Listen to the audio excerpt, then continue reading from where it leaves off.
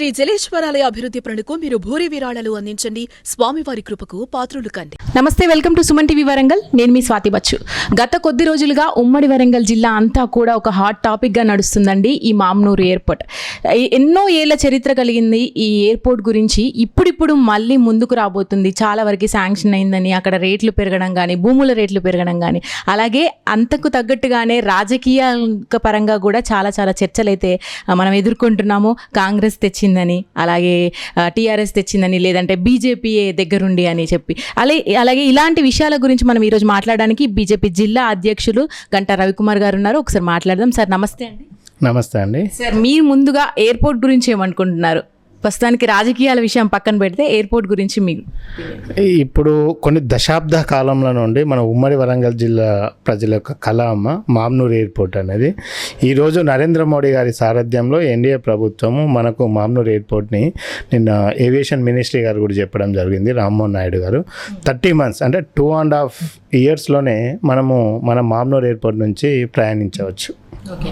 అయితే రామ్మోహన్ గారి విషయం వచ్చింది కాబట్టి, గతంలో టీడీపీకి బాగా దగ్గర అతను అని అంటున్నారు కదా, దానివల్లనే మనకి ఇప్పుడు ఇది పాసిబుల్ అయింది అని అంటున్నారు. దాని విషయం ఏమంటారు?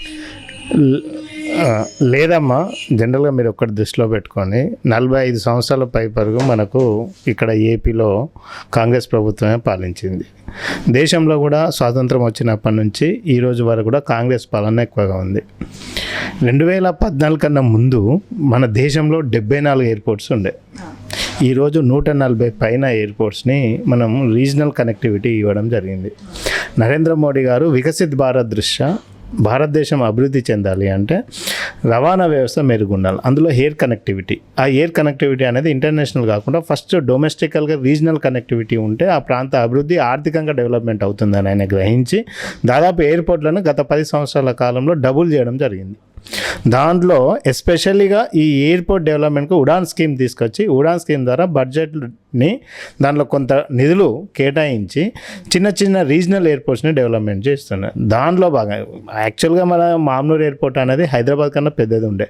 గతంలో భారతదేశం చైనాతో యుద్ధం చేసినప్పుడు ఇక్కడ నుంచి యుద్ధ సామాగ్రిని తరలించిన చరిత్ర మన మామ్నూరు ఎయిర్పోర్ట్కి ఉంది. నిజాం కాలం నుంచి కూడా బిఫోర్ మనకు బ్రిటిషర్స్ కూడా ఇక్కడ నుంచి ఎయిర్పోర్ట్లో ట్రావెల్ చేసేవాళ్ళు. కాలానుగుణంగా హైదరాబాద్కి ఫోకస్ చేయడం వల్ల దీని యొక్క ఇంపార్టెన్స్ తగ్గిపోయింది.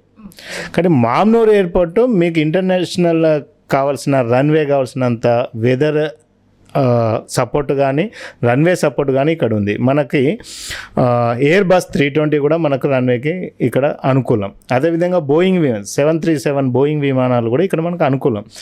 మామ్నూరు ఎయిర్పోర్ట్ని చేయాలనేది బీఆర్ఎస్ ప్రభుత్వంలో కేసీఆర్ గారికి ఏమాత్రం వరంగల్ అభివృద్ధి మీద చింతశుద్ధి లేదు. అట్లా అది అటుకెక్కిపోయింది. తర్వాత ల్యాండ్ అక్విజిషన్ కోసం నిధులు కేటాయించాల్సిన ఈ రోజు వరకు కూడా ఇంకా నిధులు పేపర్ మీద కాంగ్రెస్ ప్రభుత్వం పెట్టింది తప్ప ఇప్పటి వరకు కూడా ఇంకా ఏ ఒక్క రైతుకు కూడా కూర్చోబెట్టి వాళ్లకు మార్కెట్ రేటుకు ఆధారంగా డబ్బులు ఇచ్చిన చరిత్ర లేదు. ఇప్పటికీ మనకు రంగశపేట, నక్కలపల్లి, గవిచెల్ల ఆ ఏరియాస్ అంతా ల్యాండ్ అక్విజిషన్ అంతా మనకి ఇంకా 253 ఎకరాల భూమి అవసరం ఉంది. కాంగ్రెస్ వాళ్ళు ఇప్పటి వరకు కూడా దానికి ఒక స్పెషల్ కలెక్టర్ని వేసి వాళ్ళకు ఒక చిల్లి గవ్వ కూడా ఇప్పటివరకు ఇవ్వలే. వాళ్ళు ల్యాండ్ అక్విజిషన్ చేసి ఎయిర్పోర్ట్ అథారిటీకి ఇచ్చేస్తే ఆటోమేటిక్గా మనకు 2.5 yearsలో మనం ప్రయాణం చేయవచ్చు. ఇప్పుడు రాష్ట్ర ప్రభుత్వం చేతిలో ఉంది. కేంద్రము జిఎంఆర్తో మాట్లాడి ఎన్ఓసి తీసుకుంది. మనకు ప్రీవియస్గా 150 kilometers రేడియేషన్లో జిఎంఆర్కి ఒక ఒప్పందం ఉంది, ఇంకొక ఎయిర్పోర్ట్ యాక్సెస్ ఇవ్వద్దని. దాన్ని టార్గెట్ పెట్టుకుని వాళ్ళు శంషాబాద్ ఎయిర్పోర్ట్ని డెవలప్ చేయడం జరిగింది. దాన్ని ఎన్ఓసి తీసుకొచ్చిన ఘనత నరేంద్ర మోడీ గారికి ఉంది. వాళ్ళు అది ఎన్ఓసి తీసుకొచ్చి ఇప్పుడు ఉన్న సమస్య ఒకటే, ఇమ్మీడియట్గా రాష్ట్ర ప్రభుత్వం ల్యాండ్ అక్విజిషన్ చేసి ఎయిర్పోర్ట్ అథారిటీకి ఇచ్చేస్తే మనం 2.5 yearsలో మనకు ఎయిర్పోర్ట్ వస్తుంది. చాలా వరకు డిసెంబర్లోనే ముందుకు వస్తుందని అంటున్నారు. మామ్నూరు ఎయిర్పోర్ట్ గురించి చూసుకున్నట్టయితే హైయెస్ట్ రన్వే, ఒక పక్కన హైయెస్ట్ రన్వే, అలాగే ఉమ్మడి వరంగల్ జిల్లానే కాకుండా కరీంనగర్కి మనకి మధ్యలో ఉంటుంది, ఇలాగే ఖమ్మం సైడ్ నుంచి కూడా మధ్యలో ఉంటుంది. ఇలాంటి డెవలప్డ్ ఈ డొమెస్టిక్ ఎయిర్పోర్ట్ ఏదైతే ఉందో డిసెంబర్లోపు పూర్తవ్వడం రాష్ట్ర ప్రభుత్వం వల్ల అవుతుందంటారా? మీకు ఇంకో విషయం అమ్మా, ఇవన్నీ పేపర్ మీద పొలిటీషియన్స్ మాట్లాడతారు కానీ ల్యాండ్ అక్విజిషన్ ప్రక్రియ అయిపోవాలి, ఇన్ఫ్రాస్ట్రక్చర్ డెవలప్మెంట్ అవ్వాలి. టెక్నికల్గా మనకి ఇక్కడ సెటప్ మొత్తం కావడానికి మినిమం 1.5 years పడుతుంది. ఈ 1.5 years ఫస్ట్ ఆఫ్ ఆల్ వీళ్ళు ల్యాండ్ అక్విజిషన్ అయ్యి అది కన్సర్న్ డిపార్ట్మెంట్ ఎయిర్పోర్ట్ అథారిటీకి సబ్మిట్ చేసిన తర్వాత డ్యూరేషన్ స్టార్ట్ అవుతుంది. అప్పుడు మినిమం 2 years. ఈ 3 నెలల 4 నెలల ఎయిర్పోర్ట్ అంటే మూవీ సినిమాలలో ఫ్లైట్ దిగినట్టు ఏదో ఒక్కరోజు ఫ్లైట్ దిగినట్టు కాదు. దీన్ని వీలైనంత వరకు ఇంటర్నేషనల్ ఎయిర్పోర్ట్ చేయడానికి కేంద్ర ప్రభుత్వం ఆలోచనలో ఉంది. ఇక్కడ పెద్ద పెద్ద ఫ్లైట్స్ కూడా దిగే ఆలోచన ఉంది కాబట్టి ఇంత షార్ట్ పీరియడ్ కాదు. మనకు పీరియడ్ క్యాలిక్యులేషన్ ఎప్పటి నుంచి స్టార్ట్ అవుతుంది అంటే మీరు ల్యాండ్ అక్విజిషన్ ఆ అథారిటీకి అప్పచెప్పిన తర్వాత మనకు టైం డ్యూరేషన్ స్టార్ట్ అవుతుంది. ప్రతిపక్షాల మాట పక్కన పెడితే చాలా వరకు నరేంద్ర మోడీ గారు వరంగల్ గడ్డ మీద అడుగు పెట్టినప్పటికీ ఇప్పటికీ 2 ఏళ్ళు పూర్తిగా వస్తుంది. మరి అప్పుడు కూడా అదే మామ్నూర్ ఎయిర్పోర్ట్లో దిగడం జరిగింది. అప్పుడు రాని ఈ ప్రస్తావన ఇప్పుడే ఎందుకు వస్తుంది అంటే ఆగారా అప్పుడు ఇప్పుడు మధ్యంతర ఎన్నికల కోసం ముందుకు వస్తున్నారా అన్న ఒక మాట అయితే ఉంది. దాని గురించి ఏమంటారు? మీకు ఇంకొక విషయం, ఎన్నికలు అనేది మధ్యంతరం ఎన్నికలు అనేది తెలంగాణలో రావమ్మా, అదంతా ఫేక్. ముఖ్యంగా నరేంద్ర మోడీ గారు మనకు మొన్న ఎంపీ ఎన్నికలలో ప్రచారం భాగంలో మామ్నూర్లో దిగడం జరిగింది. ఆ రోజే అనాలిసిస్ చేసింది. మనకి ఇక్కడ గతంలో రాష్ట్ర ప్రభుత్వాలు బీఆర్ఎస్ 10 సంవత్సరాలు జిఎంఆర్తో ఎన్ఓసి తీసుకొచ్చుకోవడానికి ఎలాంటి ప్రక్రియ చేయలేదు. కేంద్రం అంటే మాకు రాష్ట్ర అధ్యక్షులు కిషన్ రెడ్డి గారు, అదేవిధంగా బండి సంజయ్ గారు ఇక్కడ మామ్నూర్కి ఎయిర్పోర్ట్ ఇవ్వాలని ఢిల్లీలో నరేంద్ర మోడీ గారితో మాట్లాడిన తర్వాత ఆ ప్రక్రియ వేగవంతమైంది. అది ఏదో ఒక రోజుకో 2 రోజులకో కాదు. ఇప్పుడు దాదాపు 45 సంవత్సరాల నుంచి ఉమ్మడి ఆంధ్రప్రదేశ్లో రాని యాక్టివిటీ ఇప్పుడు వచ్చిందంటే మీరు అర్థం చేసుకోండి. ఇప్పుడు మీకు వచ్చింది అంటే బీజేపీకి ఆ ఇంట్రెస్ట్ ఉంది. రీజనల్ ఎయిర్పోర్ట్ కనెక్టివిటీస్ ఇవ్వాలనే ఒక దృక్పథం ఇండియా మొత్తంలో నరేంద్ర మోడీ గారు చూస్తున్నారు కాబట్టి దానిలో భాగంగా ఇప్పుడు మామ్నూర్ యాక్టివిటీ ఇచ్చింది. అదే ఢిల్లీలో కాంగ్రెస్ ప్రభుత్వం ఉన్నా కానీ మరి ఏ ప్రభుత్వం ఉన్నా యూపీఏ ప్రభుత్వం ఉన్నా కానీ ఇంకా కలలానే ఉండిపో మన మామ్నూర్ ఎయిర్పోర్ట్. అది సాధ్యమయ్యేది కాదు. కేవలం నరేంద్ర మోడీ గారి యొక్క ఉడాన్ స్కీమ్ ద్వారా ఈ మామ్నూర్ని డెవలప్ చేయాలనే ఒక దృఢ సంకల్పంతో ఉన్నారు కాబట్టి అది సాధ్యమైంది. ఇన్ని వాగ్వివాదాల మధ్య ప్రజలకు ఒక డౌట్ అయితే చెల్లవుతుందండి. అటు రియల్ ఎస్టేట్ వ్యాపారస్తులకే కానీ ఇటు భూమికి సంబంధించినవి కానీ వేరే ఇతరత్ర బిజినెస్లే కానీ కంపెనీస్ కానీ రావడానికి ఈ మామ్నూరు దగ్గరలో ఉన్న ప్రాంతాలకి డిమాండింగ్ బాగా పెరుగుతుంది. దీన్ని ఎవరు వెనకాలండి ముందుకు నడిపిస్తున్నారు అనుకుంటున్నారు?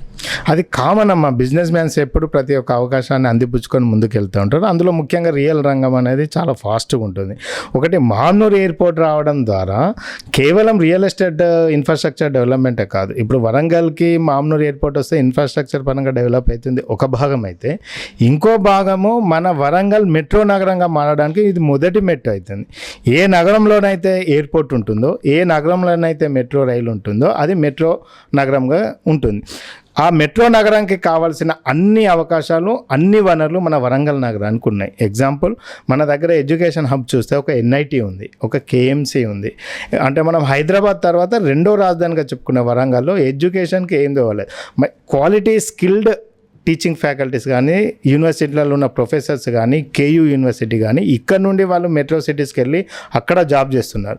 ఒక్కసారి మనకి ఇక్కడ ఎయిర్పోర్ట్ వచ్చి మెట్రో లాంటి ట్రైన్స్ వస్తే ఆటోమేటిక్గా మన దగ్గర ఉన్న హ్యూమన్ రిసోర్స్ స్కిల్డ్ పర్సన్ అంతా మళ్ళీ వాళ్ళు బ్యాక్ వచ్చి ఇక్కడ ఇండస్ట్రియల్ గ్రోత్తో పాటు ఆటోమేటిక్గా ఎడ్యుకేషన్ హబ్గా కూడా వరంగల్ ఉంటుంది. ఎందుకంటే మనకు కేఎంసీ ఎన్ఐటి ఉంది కాబట్టి. ఒకటి. రెండోది వ్యాపార రంగంలో, వ్యాపారంలో అంటే ఇప్పుడు వరంగల్ నగరానికి చూస్తే మన బట్టల బజార్ అనేది బట్టల వర్తకాలు చాలా ఫేమస్. ఇక్కడ నుంచి సూరత్ కానీ, గుజరాత్ కానీ, బాంబే కానీ, బెంగళూరు, పూణే దగ్గర నుంచి, ఢిల్లీ నుంచి ట్రావెల్ చేసే daily minimum 50 to 100 business peoples only వస్త్ర వ్యాపారులు మన వరంగల్ బేస్ చేసుకొని బిజినెస్ చేస్తుంటారు. దాంతోపాటు మనకి ఏషియాలో బిగ్గెస్ట్ అగ్రికల్చర్ మార్కెట్ మన ఎనుమామ్ల మార్కెట్. మన దగ్గర క్వాలిటీ మిర్చి వస్తుంది. వరంగల్ మిర్చికి ఒక క్రెడిబిలిటీ ఉంది. అదేవిధంగా వరంగల్ పసుపుకి ఇక్కడ ఉన్న మనం పండించే పంటలకు ఇంటర్నేషనల్ రేట్లు, ఇంటర్నేషనల్ బయ్యర్స్ రావాలన్నా కూడా ఇక్కడ ఎయిర్పోర్ట్ ఉండడం వల్ల రైతుకు కూడా సరైన ధర రావడం జరుగుతుంది. అదేవిధంగా ఆటోమేటిక్గా ఫుడ్ ప్రాసెసింగ్ ఇండస్ట్రీస్ మనకి ఎక్కడైతే మనకు రైతుల నుంచి పంట వస్తుంది కాబట్టి ఒకప్పుడు ఇండస్ట్రీస్ అన్నీ ఉన్న దగ్గరికి రైతు పోయేవాడు. ఇప్పుడు రైతు ఎక్కడైతే ఉంటున్నారో అక్కడికి ఇండస్ట్రీస్ వస్తున్నాయి. అక్కడ ఆటోమేటిక్గా మన దగ్గర ఎక్కువ రైతుల పంట మనకు మిర్చి కానీ, పసుపు కానీ ఉంది కాబట్టి ఫుడ్ ప్రాసెసింగ్ యూనిట్స్ రావడానికి ఇండస్ట్రీ డెవలప్మెంట్ అవుతుంది. అదేవిధంగా ఉద్యోగ అవకాశాలు, ఆటోమేటిక్గా మన దగ్గర మంచి మంచి ఇంజనీరింగ్ కాలేజ్ ఉంది, ఇక్కడ కిడ్స్ కాలేజ్ ఉంది, వాగ్దేవి గ్రూప్ ఆఫ్ కాలేజెస్ ఉన్నాయి, అదేవిధంగా ఎన్ఐటి ఉంది, కేఎంసి ఉంది. ఇవన్నీ కూడా హైదరాబాద్కి దగ్గరలో ఉండి మనకి ఇక్కడ నుంచి చదువుకున్న పిల్లలందరూ ఇమ్మీడియట్గా హైదరాబాద్ పోయి జాబ్ చేస్తున్నారు. ఒకసారి మనకి ఇక్కడ ఎయిర్పోర్ట్ కనెక్టివిటీ వస్తే ఆటోమేటిక్గా మంచి మంచి ఇండస్ట్రీస్, ఎంప్లాయీస్కి కావాల్సిన white collar jobs, IT industry ఇక్కడ డెవలప్మెంట్ అవ్వడానికి చాలా అవకాశం ఉంటుంది. అదొకటే కాకుండా వరంగల్కి మనకి రామప్ప యునెస్కో గుర్తింపు ఉంది. కాకతీయులు పాలించింది, కిల వరంగల్ని బేస్ చేసుకొని వాళ్ళు తెలంగాణలో పాలన సాగించారు. ఇక్కడ సమ్మక్క సారలమ్మ జాతరకు దాదాపు 2 కోట్ల పైచిలుకు భక్తులు వస్తూ ఉంటారు. అట్లనే హెరిటేజ్ సిటీ ఇది. ఈ హెరిటేజ్ సిటీ కూడా టూరిస్టుల తాకిడి పెరుగుతుంది. వన్స్ ఒక్కసారి టూరిస్టులు మనకు ఎయిర్పోర్ట్ ఉంటే ఎప్పుడైతే వస్తుందో డైలీ హోటల్ ఇండస్ట్రీ డెవలప్ అవుతుంది, హాస్పిటాలిటీ ఇండస్ట్రీ డెవలప్ అవుతుంది. దీంతో నగరంలో ఇక ఎవరు నిరుద్యోగిగా ఉండే అవకాశాలు తక్కువ. ఇక్కడ ఉన్న వాళ్ళు ఇక్కడనే మనకు జాబులు దొరికే అవకాశం, అట్లా ఉపాధి అవకాశాలు కూడా మెరుగుపడుతుంది. ఒక ఎయిర్పోర్ట్ వరకే కాకుండా ఎయిర్పోర్ట్ బ్యాక్ ఎండ్ అనేది చాలా డెవలప్మెంట్ మనం వరంగల్లో చూడొచ్చు. ఇంకొకటి మనం మెయిన్గా ఏంటంటే హైదరాబాద్ ఆల్రెడీ డెవలప్ అయ్యి మొత్తం ఇట్లా క్రష్ ఉంది. అభివృద్ధి వికేంద్రీకరణ జరగాలి, ఒక ప్రాంత అభివృద్ధి. ఇప్పుడు మన తెలంగాణ రాష్ట్రంలో హైదరాబాద్ తర్వాత ఇంకొక నగరం లేదు. ఇప్పుడు మనం ఆంధ్రప్రదేశ్ చూసుకుంటే వైజాగ్ ఉంది, నెల్లూరు ఉంది, కడప ఉంది, ఇవన్నీ కూడా డెవలప్ అయి ఉన్నాయి. పొద్దుటూరు ఉన్నాయి, పెద్ద పెద్ద అవి చిన్న నగరాలైనా అవి డెవలప్ అయి ఉన్నాయి. అమరావతి ఉంది వాళ్ళు చెప్పుకోవడానికి ఈక్వల్. మన దగ్గర ఏముంది, హైదరాబాద్ పోతే ఇంకొక నగరమే లేదు చెప్పుకోవడానికి.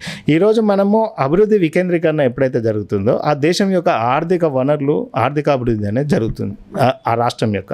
ఇప్పుడు తెలంగాణ రాష్ట్రంలో ఓన్లీ హైదరాబాద్ బేసే కాకుండా ఇప్పుడు వరంగల్ కూడా 2వ రాజధానికి పేరుకే ఉన్నది కాకుండా ఈ 2వ రాజధాని కూడా ఈ విధంగా డెవలప్ అయితే ఆటోమేటిక్గా రాష్ట్ర అభివృద్ధి పురోగతి చెందుతుంది. చాలా బాగా చెప్పారు. అయితే మీ విషయానికి వస్తే ఒక సామాన్య కార్యకర్త దగ్గర నుంచి ఇప్పుడు జాతీయ స్థాయిలో ఉన్న పార్టీలో మీరు జిల్లా అధ్యక్షుడిగా ఉండడం, ఇప్పుడు మీరు వచ్చిన తర్వాత ఈ డెవలప్మెంట్స్ అనేవి ఒక్కొక్కటి రావడము, ముఖ్యంగా మామ్నూరు ఏర్పడడం మీకు ఎలా అనిపిస్తుంది? పాజిటివిటీ ఉందా? అంటే ఫ్యూచర్లో ఏమైనా డెవలప్మెంట్ కార్యక్రమాలు ఇంకా జరగబోతున్నాయా మీ తరఫున? ఒకటమ్మా, యాజ్ ఎ కార్యకర్తగా భారతీయ జనతా పార్టీ సిద్ధాంతం కోసం పనిచేసే వ్యక్తిని నేను నా కష్టాన్ని గుర్తించి ఈరోజు పార్టీ నాకు మంచి అవకాశం, బాధ్యత ఇచ్చింది. ఆ బాధ్యతను ఏదైతే పార్టీ నా పైన నమ్మకంతో ఇచ్చిందో నేను ఆ బాధ్యతను పూర్తి చేస్తున్నాను. ఇంకా ఎక్కువ కష్టపడడానికి మాకు అవకాశం, ఎందుకంటే మేము ప్రజల్లోకి వెళ్ళినప్పుడు మీ పార్టీ ఏం చేస్తుంది అని చెప్పడానికి ఇలాంటి అభివృద్ధి కార్యక్రమాలు నరేంద్ర మోడీ గారు వరంగల్ నగరానికి ఈరోజు ఈ వరంగల్ మున్సిపాలిటీలో జరిగే అభివృద్ధి రోడ్లే అనుకోండి, అవి కేంద్రం ఇచ్చిన స్మార్ట్ సిటీ నిధులు, అమృత్ పథకం, హెరిటేజ్ పథకం ఏదైతే మిషన్ భగీరథకి ఇచ్చిందో అదంతా అమృత్ పథకం సంబంధించిన బడ్జెట్ని వాడడం జరిగింది. తర్వాత మనకు కేఎంసీలో కాకతీయ సూపర్ స్పెషాలిటీ హాస్పిటల్ 120 crores-తోని సెంట్రల్ ఫండ్స్తోనే నిర్మించడం జరిగింది. రైల్వే కోచ్ ఫ్యాక్టరీ ఇవ్వడం జరిగింది ఇది కాజిపేటకి. అదేవిధంగా మనకు ములుగు జిల్లాకి సమ్మక్క సారలమ్మ గిరిజన విశ్వవిద్యాలయాన్ని శాంక్షన్ చేయడం జరిగింది. అదేవిధంగా మనకు టెక్స్టైల్ పార్క్ పెట్టడం కోసం నిధులు కేటాయించడం జరిగింది. ఒకటని కాదు, ఈరోజు మీరు గ్రామాలలో చూసుకుంటే రైతు వేదికలు కానీ, శ్మశాన వాటికలు కానీ, రోడ్లు కానీ, ఎల్ఈడి లైట్స్ కానీ ప్రతిదీ కూడా కేంద్రం ఇచ్చిన నరేంద్ర మోడీ గారి డబ్బులతోనే అభివృద్ధి జరుగుతుంది. ఇది నేను చెప్పడం కాదు, ఏ పార్టీ సర్పంచ్నైనా, మీరు కాంగ్రెస్ పార్టీ సర్పంచ్ని కానీ, బీఆర్ఎస్ పార్టీ సర్పంచ్ని కానీ మీరు అడిగినలు అనుకోని ఇదే చెప్తారు. కేంద్రం నిధులతోనే ఈరోజు తెలంగాణ అభివృద్ధి జరుగుతుంది. తెలంగాణ రాష్ట్రం వచ్చేటప్పటికి మనము సర్ప్లస్ నిధులతో ఉన్న రాష్ట్రాన్ని ఈరోజు మైనస్లో అప్పుల కోబిలో తీసుకొచ్చారు, ఒక ప్రణాళిక లేకుండా చేసేళ్ళు. కాబట్టి రాబో కాలంలో తెలంగాణకి భారతీయ జనతా పార్టీతోనే అభివృద్ధి జరుగుతుంది. కాబట్టి ఖచ్చితంగా మేము ఇలాంటి మన వరంగల్కి ఇచ్చిన డెవలప్మెంట్స్తో ఇంకా మేము ముందుకు వెళ్తాం, జనంలో వెళ్తాం.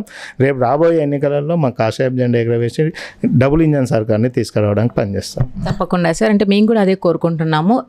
ప్రతిపక్షాలు, రాజకీయాలు అన్నీ పక్కన పెట్టి ముందుగా ప్రజలకి ఏది ఉపయోగపడుతుందో దాన్ని ముందుకు తీసుకెళ్ళాలి అందరం సమిష్టిగా అనేది మా ఉద్దేశం కూడా. Thank you so much sir. Thank you.